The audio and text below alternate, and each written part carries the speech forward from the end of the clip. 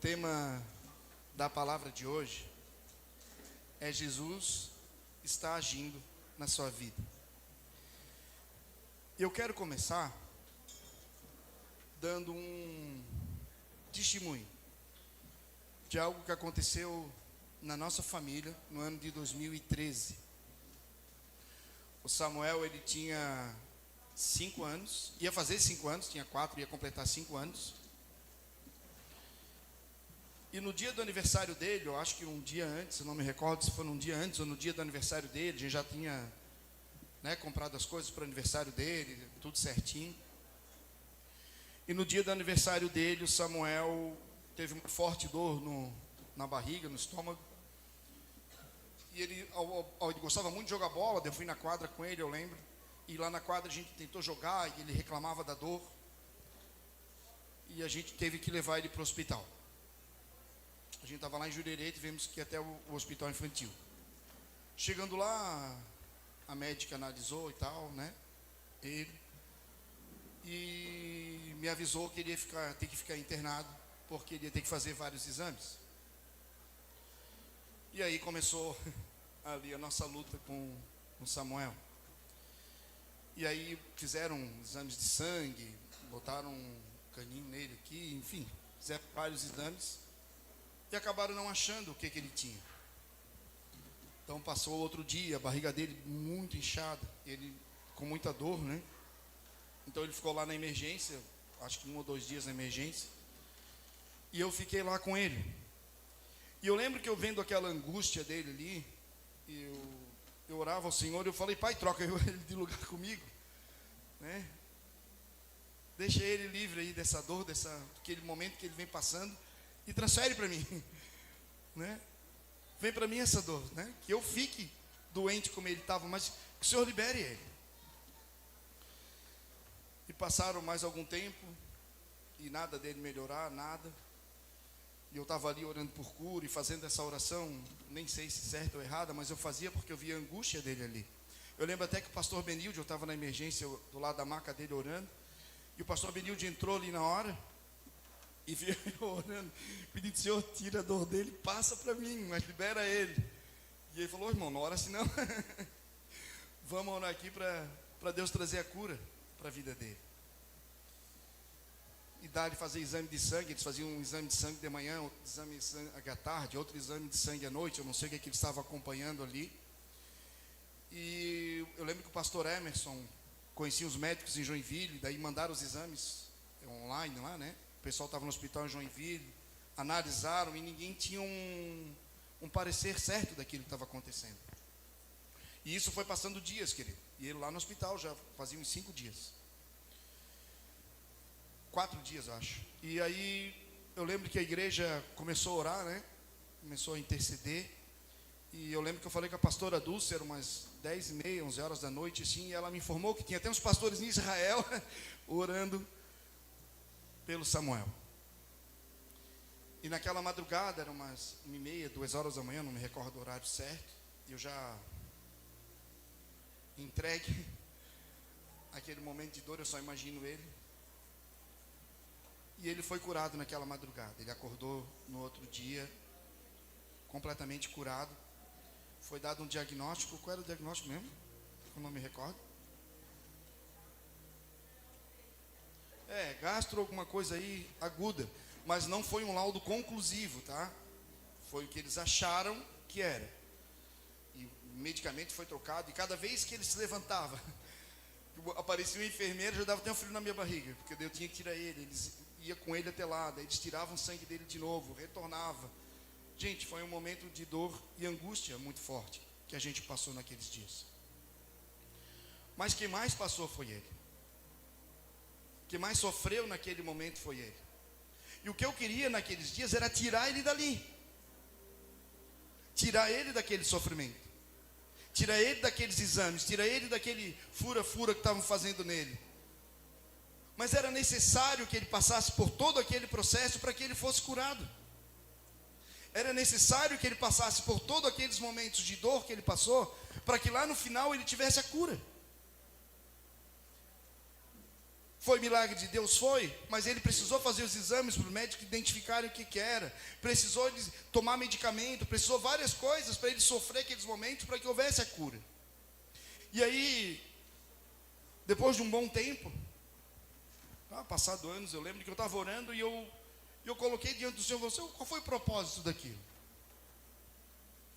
Por que foi necessário ele passar aquilo? E eu vou dizer para vocês que eu não tive nenhuma resposta do Senhor. Simplesmente eu não tive resposta. O que eu sei é que se eu tirasse ele no meio da dor, no meio da situação que ele estivesse vivendo, se eu tirasse ele do hospital, levasse para casa, talvez o estado dele piorasse. Mas foi necessário ele passar todos esses dias, até o final, para que houvesse a cura sobre a vida dele. Então eu quero dizer para você, pode ser que está doloroso o processo, mas é necessário que você passe por ele. E calma, porque mesmo que você não tenha resposta, o controle está nas mãos de Deus. E eu quero pedir para os irmãos abrirem em Romanos 8, 28.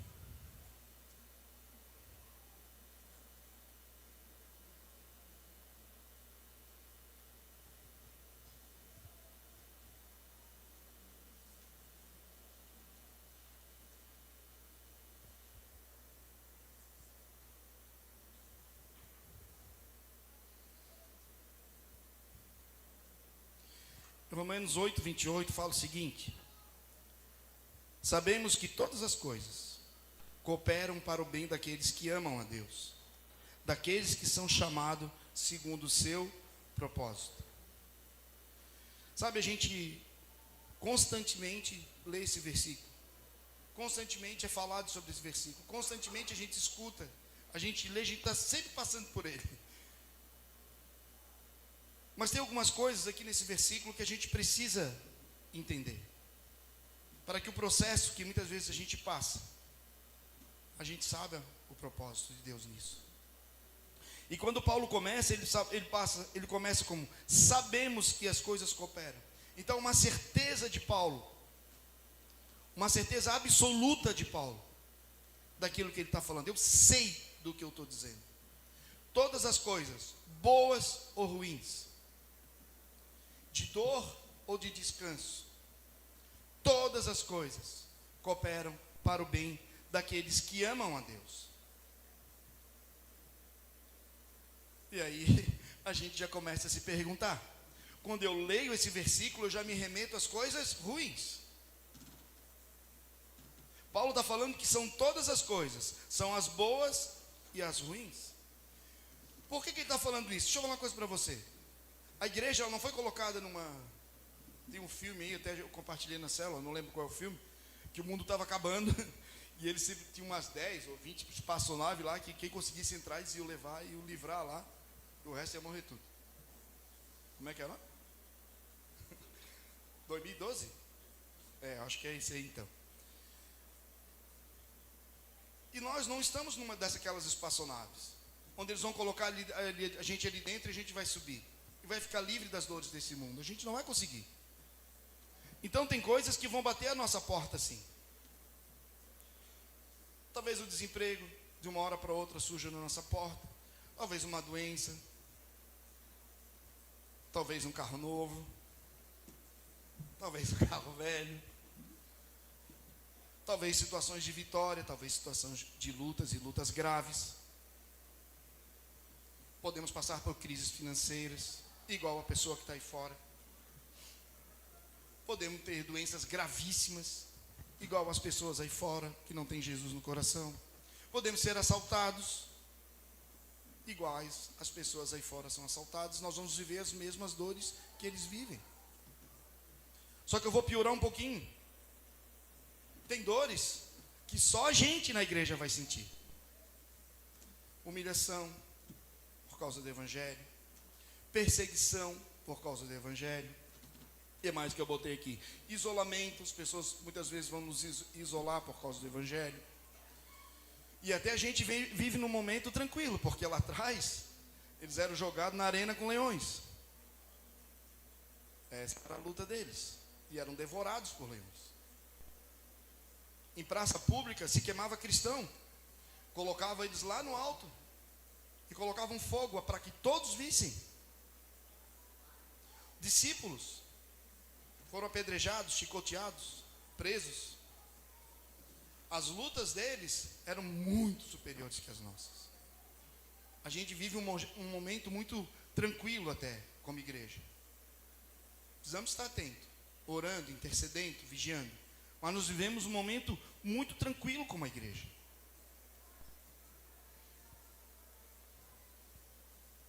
Então, se Paulo, ele está falando de coisas boas e ruins, por que ele está falando só com a igreja?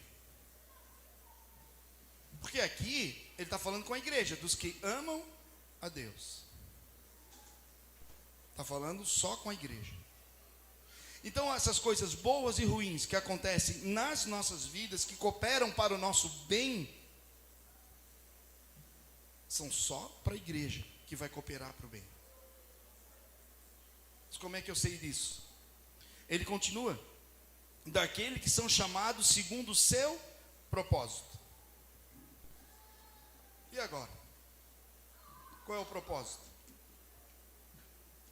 Qual o propósito desse chamado que Deus está trazendo aqui para a gente? Qual é o propósito?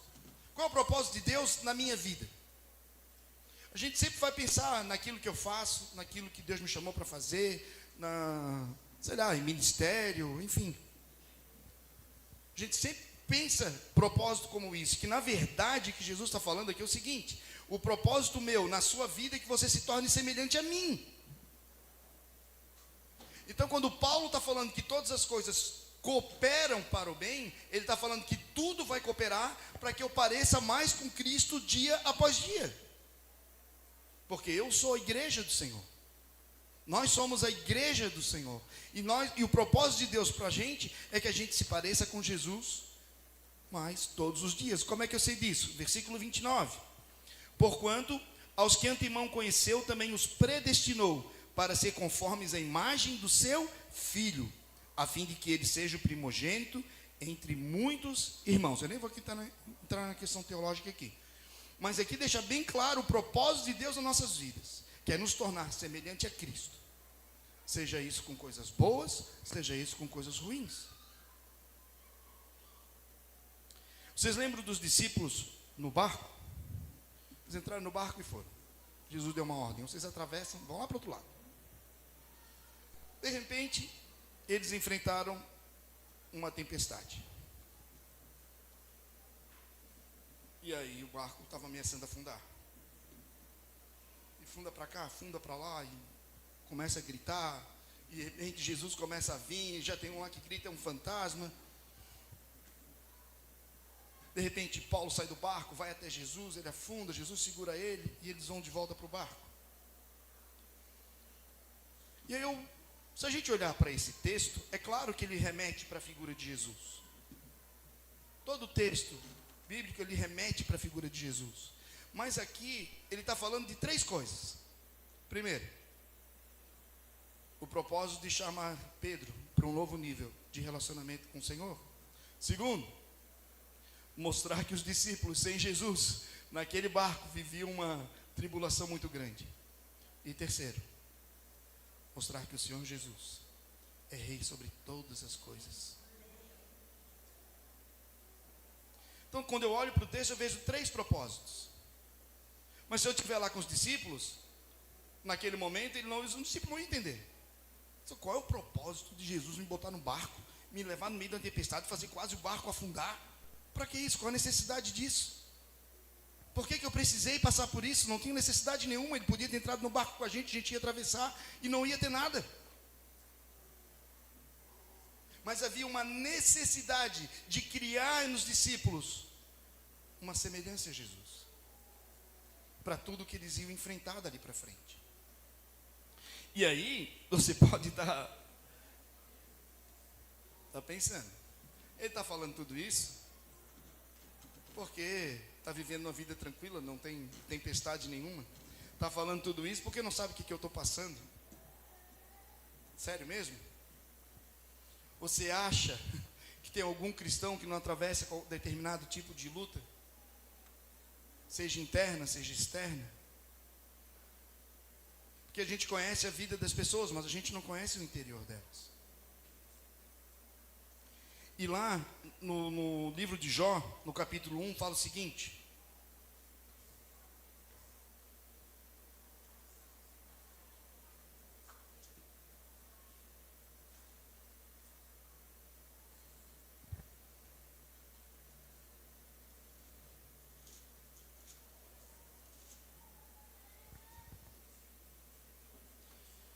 capítulo 1, versículo 13.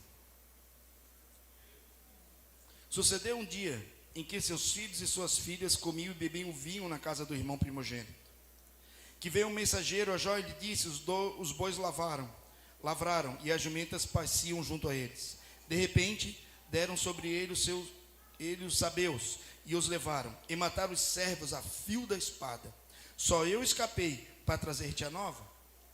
Falava esse ainda quando veio outro, e disse: fogo de Deus caiu do céu, queimou as ovelhas e os servos, e os consumiu. Só eu escapei para trazer a nova. Falava esse ainda quando veio mais um, e disse: dividiram-se os caldeus em 3 bandos, deram sobre os camelos e levaram e mataram os servos a fio da espada. Só eu escapei para trazer-te a nova.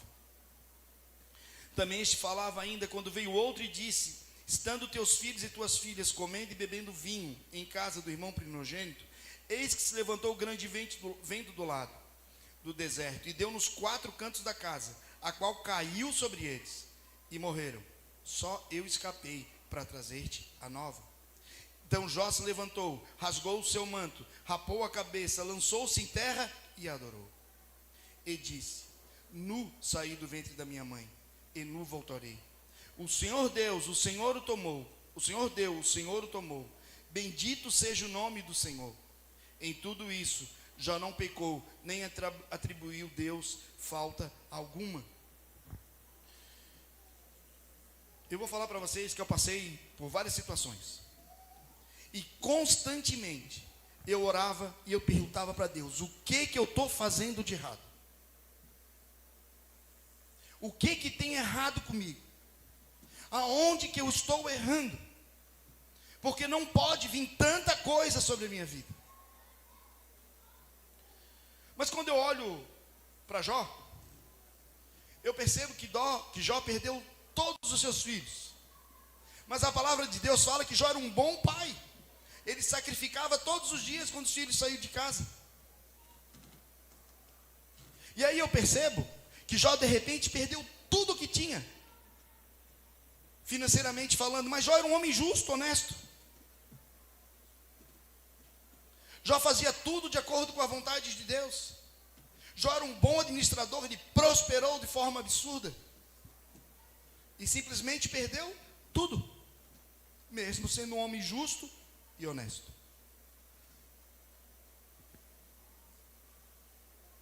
Jó era um bom marido.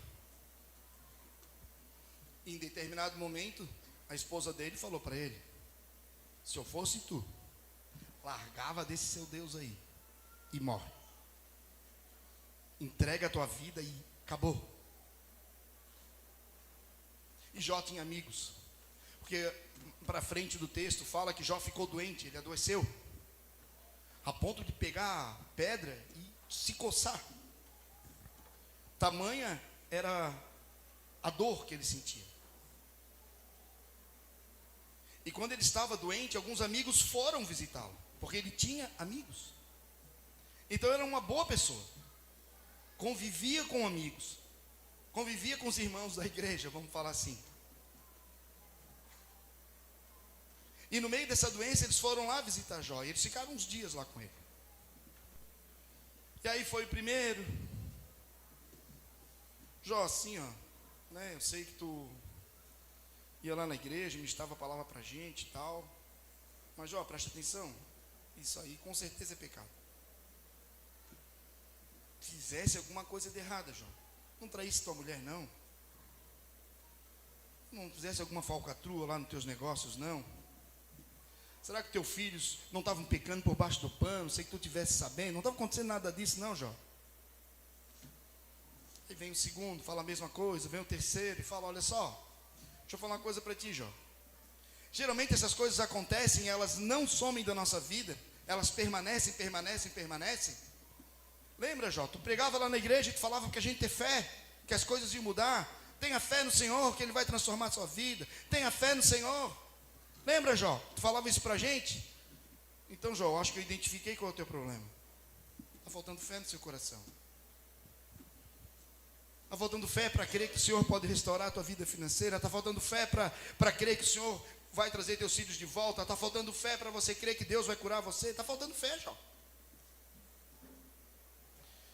E Jó, naquela angústia, declarou ao Senhor: Pai, assim, ó, se era para eu passar o que eu estou passando, por que o Senhor deixou nascer? Por que o Senhor não me abortou? Por que o Senhor permitiu que eu vivesse tudo isso? Mas Jó era um homem de fé, um homem que tinha compromisso com Deus. E agora está entregando a vida dele ali diante do Senhor, dizendo: tira minha vida de uma vez, acaba com isso tudo. O cansaço bateu sobre a vida de Jó. A fadiga bateu sobre a vida de Jó. Tanto que ele passou, tudo que ele lutou, uma hora ele cansou. Perdeu os filhos, perdeu a vida financeira, a casa que ele construiu, a empresa dele, que era o gado, os bois, perdeu tudo. Ficou doente. Mulher no ouvido dele: te mata, cara.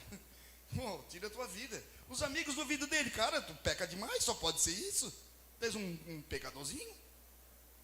Como é que comigo não acontece isso, Jó? Só acontece contigo.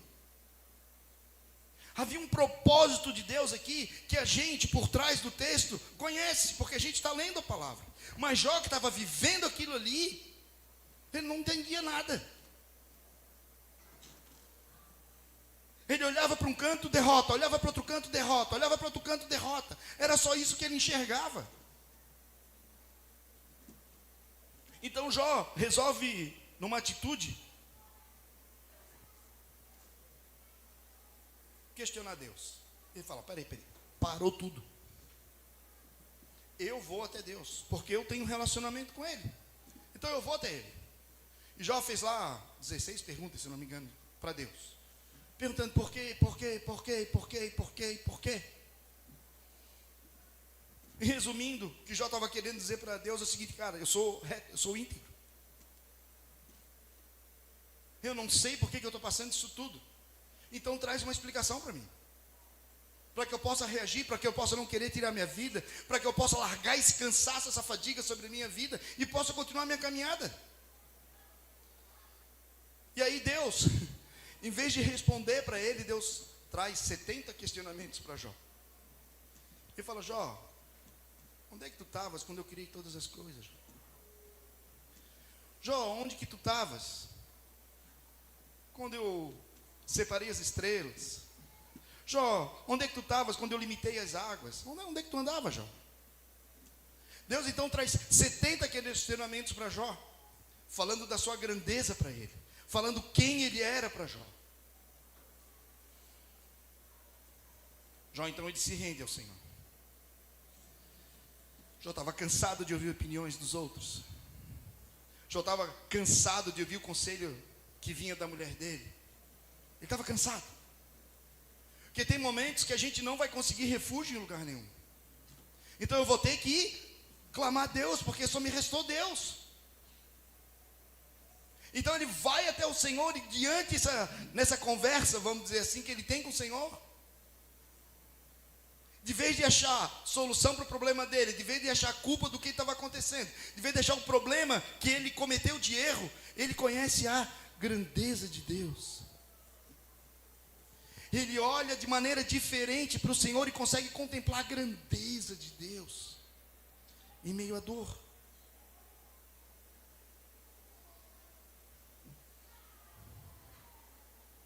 Jó foi levado a um patamar de relacionamento com Deus que ele nunca teve.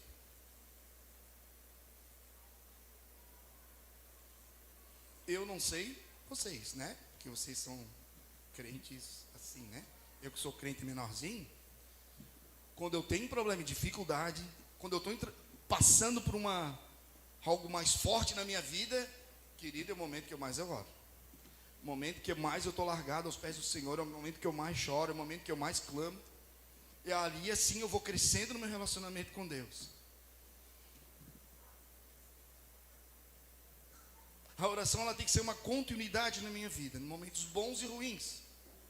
Mas tem momentos de cansaço e fadiga que nós estamos passando diante de tantas lutas, que a única opção que a gente tem é se render aos pés do Senhor e contemplar a grandeza dele. Porque nós não sabemos qual rumo vamos tomar, qual caminho tomar, qual decisão tomar, fica tudo nebuloso na nossa frente. E a única coisa que a gente consegue contemplar é a presença do Senhor. Teve um momento forte de tribulação que eu estava passando lá em casa. E eu fui de madrugada, eu estava no sofá orando. E eu falei para o Senhor: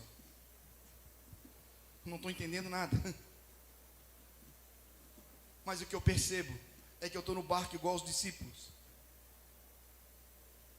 sem saber o que fazer, porque eu não estou conseguindo ver que o Senhor está aqui comigo. E o Senhor veio tão forte no meu coração. E Ele falou: estou no mesmo barco, querido. Eu estou junto. Se eu compreendi o propósito, não compreendi. Mas eu sei que eu fui me aproximando tanto de Jesus, que eu fui me tornando semelhante a Ele em várias coisas da minha vida.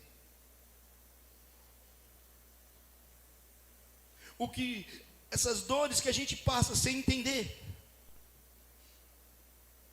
é para a gente se torne cada dia mais parecido com Jesus. Cada dia mais a gente se aproxime do Senhor.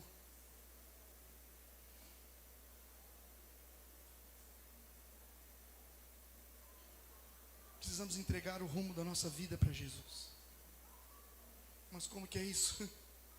Como que eu sei que a minha vida está nas mãos do Senhor?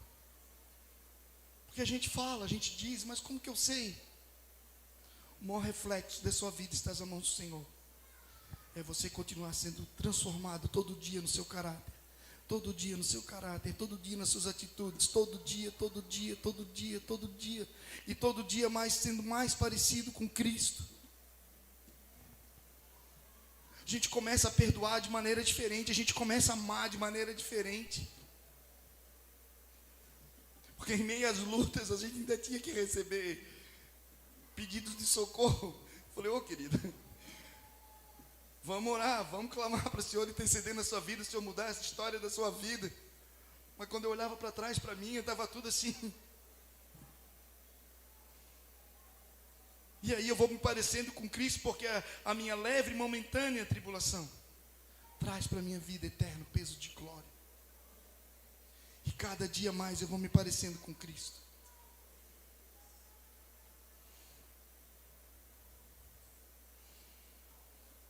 Mas se cooperam para um bem, que bem é esse? Vamos lá em em João 16:33, vamos abrir lá.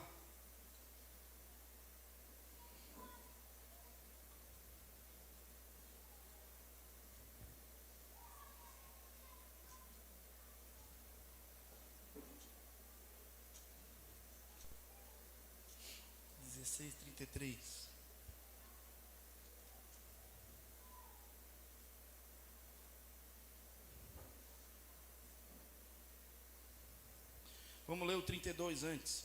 Fala assim, ó: eis que vem a hora, e já é chegada, em que sereis dispersos, cada um para sua casa, e me deixareis só. Contudo não estou só, porque o Pai está comigo. Essas coisas vos tenho dito para que tenham paz em mim. No mundo passais por aflições, mas tende bom ânimo. Eu venci o mundo. Como assim eu venci o mundo, se eu ainda vou passar por aflição e luta? Jesus estava indo para a cruz agora. Ele não tinha já passado pela cruz. Ele não tinha chegado até na cruz. Ainda não tinha humilhado ele, cuspido nele, chicoteado nele. Os discípulos ainda não tinham abandonado ele. Pedro ainda não tinha negado Jesus diante dos olhos de Jesus. Jesus não tinha passado por nada disso. Como é que ele falou? Não, eu venci. Jesus tinha certeza de quem ele era em Cristo, a certeza de quem ele era em Deus. Então a imagem dele não seria deformada pelos momentos de aflições que ele iria passar. Ele ia continuar sendo filho de Deus, independente das lutas e aflições que ele iria passar. E ele já sabia disso. Eu vou vencer. Aliás, eu já venci. E ele estava contando para os discípulos algo importante para eles. E explicando para eles: olha, preste atenção no que eu vou falar para vocês agora. Vocês vão passar por lutas e aflições. Aflições maiores até do que o da Igreja da Luz lá na frente. Lá vocês vão passar umas tribulaçãozinhas maior que eles. Mas deixa eu falar uma coisa para vocês. Isso vai ser necessário para que você seja mais parecido comigo. Jesus estava dizendo para eles: olha, tudo que eu vou passar não vai alterar a minha imagem, porque o Pai está comigo. Ele fala no versículo anterior. E os discípulos iriam passar por tribulações e lutas, e a imagem de Jesus continuaria sendo cravada neles. A semelhança deles com Cristo ia crescer cada tribulação que eles iriam passar, cada luta que eles iam transformar, a tal ponto de Paulo e Silas estarem presos. E aí eles começaram a adorar o Senhor, ainda mais a prisão. E começaram a adorar o Senhor, adorar o Senhor, adorar o Senhor. Eu fico imaginando os outros presos ali, pensando: o que esses dois estão fazendo, gente? Os caras estão tudo machucado, preso aqui dentro, que eu imagino como era a prisão antes, era algo terrível. E eles lá adorando o Senhor, sabe por quê? Porque eles compreenderam o propósito do seu chamado. Eles compreenderam que o que eles estavam fazendo ia tornar eles semelhantes a Cristo. Então era válido aquela aflição, aquela luta que eles estavam passando, era válido. Porque eles estavam se tornando parecido com Cristo. Então, diante da tribulação, o que eles fizeram? Eu vou adorar o Senhor porque Ele é grande demais. Eu vou adorar o Senhor porque Ele é gigante demais. Eu vou adorar o Senhor porque Ele tem interesse em mim, me transformando para que eu seja parecido com Cristo, segundo o propósito do seu chamado para a minha vida, para a sua vida. Eles entenderam tanto o propósito que Timóteo foi apedrejado. Gente, eu acho isso demais.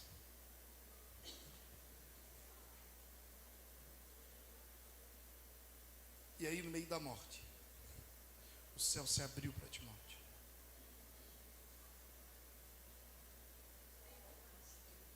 Para Estevão, perdão. O céu se abriu para Estevão. E ele contemplou a glória do Pai. E sabe o que ele respondeu? Perdoa eles, Senhor. Perdoa eles, porque eles não sabem nem o que eles estão fazendo. Ele se lembrou de Jesus na cruz. Estevão olhou para o céu, contemplou a glória do Pai. Em meio a uma tribulação, onde a pedra vinha dava na cabeça, querido.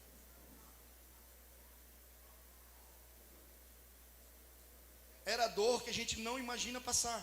Era humilhação que a gente não imagina passar.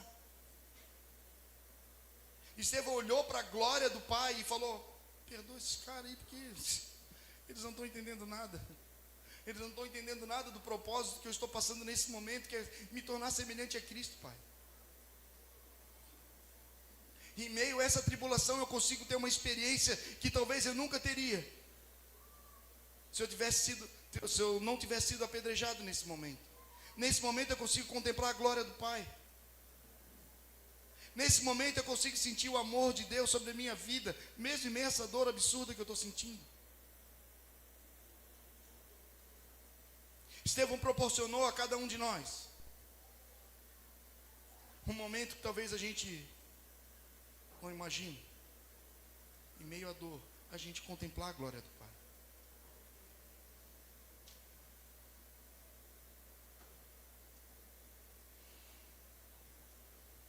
Deixa eu falar uma coisa para você.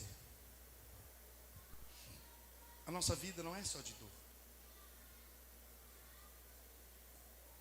Nossa vida não é só de aflição. Jó, quando compreendeu aquilo que Deus queria para a vida dele, Jó teve a vida toda dele totalmente restaurada. Paulo falou: eu sei viver com riqueza, com pobreza. Eu vivi os dois lados, eu sei como é que funciona. Nós vamos desfrutar de coisas boas na nossa vida, mas também vamos passar por coisas ruins. O que acontece é que as coisas boas, a gente não percebe muito que está se tornando semelhante a Cristo. Mas quando as coisas ruins vêm sobre a nossa vida, a gente é moldado no nosso caráter todos os dias, para que a gente se aproxime do Pai e seja semelhante a Ele.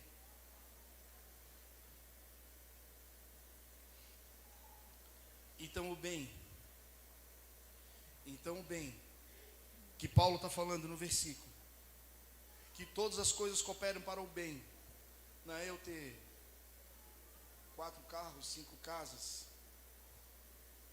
não é eu ser o homem mais saudável da face da terra, não é eu ser próspero em todas as áreas da minha vida. Não é esse o bem que Paulo está falando. Essas coisas vão nos acompanhar, mas não é o bem que Paulo está falando. Paulo está falando que o bem, das coisas que cooperam para o bem, é eu me tornar semelhante a Cristo. Se eu não tiver isso na minha mente, que as coisas que estão fazendo, que Deus está fazendo comigo, estão cooperando para que eu seja a imagem de Cristo, eu vou penar pelo caminho.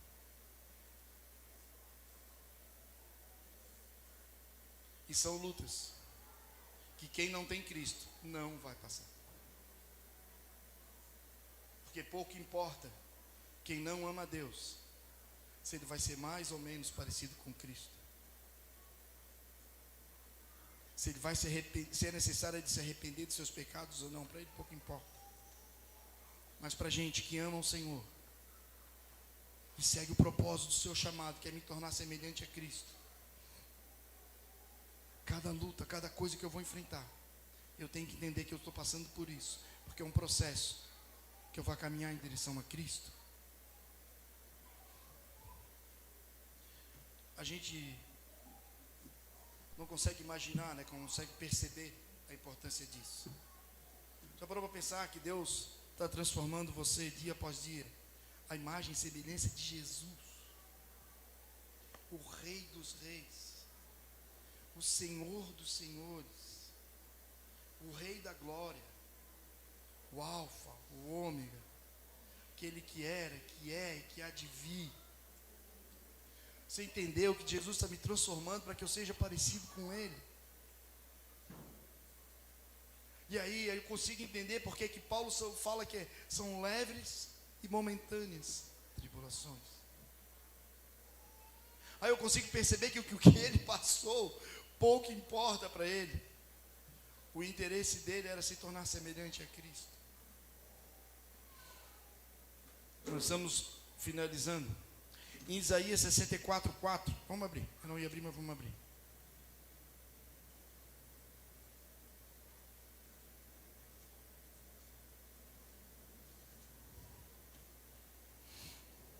Fala o seguinte.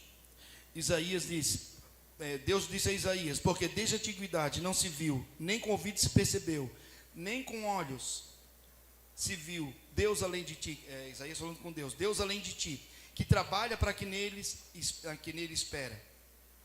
Saías ao encontro daquele que com alegria pratica a justiça, daqueles que se lembram de ti nos teus caminhos. Eis que te iraste, porque pecamos. Por muito tempo temos pecado e havemos de ser salvos. Sabe, esse versículo aqui, ele está remetendo à figura de Cristo. Lá em 1 Coríntios, ver se eu anotei, 1 Coríntios 2:9,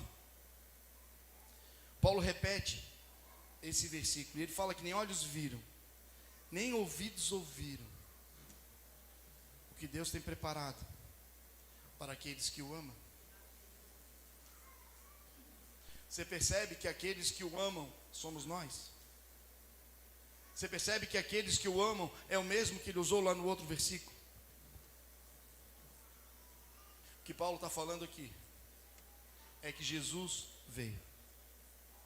Mas em seguida ele fala que o Espírito já revelou a nós qual era essa promessa, que era a vida de Jesus, para que a gente se tornasse semelhante a Ele e voltasse à comunhão com o Pai. Quando Paulo está trazendo esse versículo, ele fala, ele trabalha para o que neles esperam. Jesus é o suficiente para cada um de nós. Jesus é o que a gente precisa para superar toda e qualquer tribulação, para comemorar toda e qualquer vitória na nossa vida. Jesus, Ele é o suficiente. Jesus é o que o povo lá atrás tanto estava esperando. Quero pedir para os músicos ir subindo aqui. Deixa eu dizer uma coisa para você. A gente vai passar por situações que a gente não vai entender, não vai compreender. Por que isso aconteceu comigo? Talvez aqui, na sua história de vida aqui nessa terra, você nunca tenha resposta para aquilo que aconteceu, o mal que veio, enfim. Quando chegar lá na glória, você conversa com Deus lá. Fala para Ele, olha, eu passei por isso, eu queria compreender o que estava acontecendo lá, porque eu olhei para a minha vida e não achei nada que me levasse a essa situação. Mas hoje,